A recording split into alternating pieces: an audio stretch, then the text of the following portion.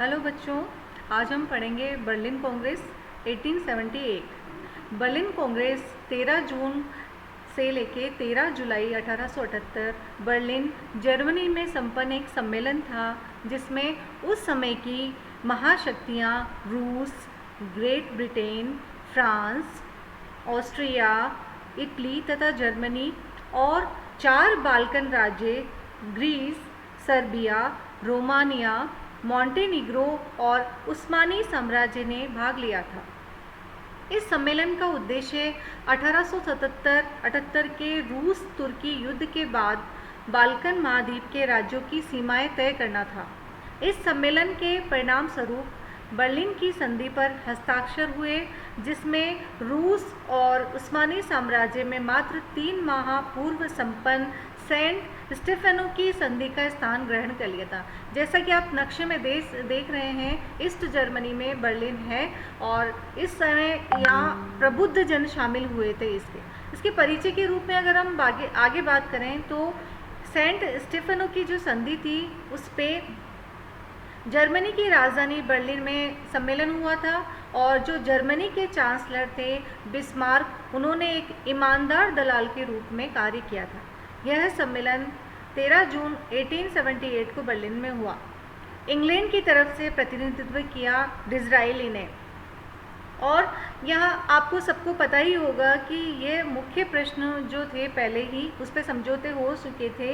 इसी कारण सम्मेलन की कार्रवाई अधिक समय तक नहीं चली और सम्मेलन शीघ्र ही समाप्त हो गया।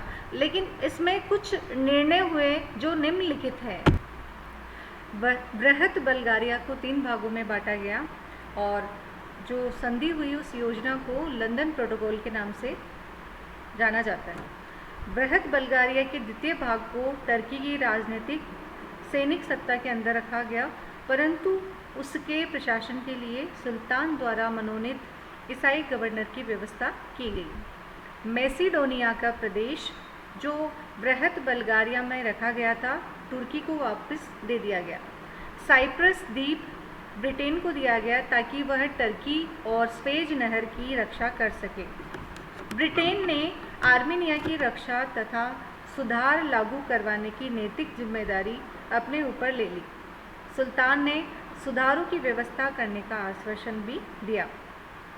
जो फर्स्ट वर्ल्ड वॉर की जो सबसे बड़ी समस्या थी वो उस पर मैं आपको पॉइंट आउट करना चाहती हूँ कि ऑस्ट्रिया को बोस्निया और हर्जेगोविना के प्रदेश अपने प्रशासन में रखने का अधिकार प्राप्त हुआ और यही समस्या आगे जाके भयंकर हो गई। सर्बिया, मॉन्टेनिग्रो तथा रोमानिया को स्वतंत्र राज्य मान लिया गया। रोमानिया को डोरबजा का प्रांत भी प्राप्त हुआ। ग्रीस की सीमाओं पर पुनर्विचार करने की सिफारिश की गई, किंतु सुल्तान ने उसकी अपेक्षा और ग्रीस को कुछ प्राप्त नहीं हो सका। तुर्की के सुल्तान ने अपनी प्रजा को धार्मिक स्वतंत्रता देने तथा क्रीट, इपिरस, सिसिली, मैसेडोनिया, अल्बानिया आदि प्रांतों में उसने सुधारों की व्यवस्था करने का वचन भी दिया। रूस को यूरोप में बेसेरेबिया और एशिया में पाटूम तथा आर्मीनिया का एक प्रांत प्राप्त हुआ। आखिर में बर्लिन कांग्रेस की समीक्षा करने पर यह नतीजा निकला कि यह जो यूरोप के विभिन्न राज्यों के प्रतिनिधियों ने इस पूर्वी समस्या को समाधान करने के लिए जो बेड़ा उठाया था वह पूर्णतः असफल हुआ और यह समस्या पूर्व की समान बनी रही। जैसा कि इंग्लैंड के प्रधानमंत्री डिज़राएली का कथन था कि वह गौरवमय शांति की स्थापना करने में सफल हुआ, वो सत्य से काफ़ी दूर है। वास्तव में इस संधि में ऐसे कई तत्व निहित हैं जिन्होंने भविष्य के युद्धों के लिए कारण प्रस्तुत किए, जैसे बाल्कन राज्यों की राष्ट्रीयता की अवहेलना की गई पूर्णतः। दूसरा, तुर्क साम्राज्य को पुनः जीवन प्राप्त होना, यूरोप के राज्यों को संदेश प्राप्त होना, बाल्कन में रूसी प्रभाव का अंत और ऑस्ट्रिया के प्रभाव की स्थापना।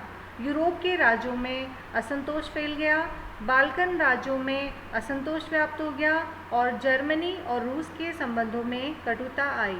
तो हम लास्ट में ये कह सकते हैं कि यह संधि जो थी वो किसी को प्रसन्न करने में सफल नहीं हुई और ये पूर्वी समस्या यथावत बनी रही।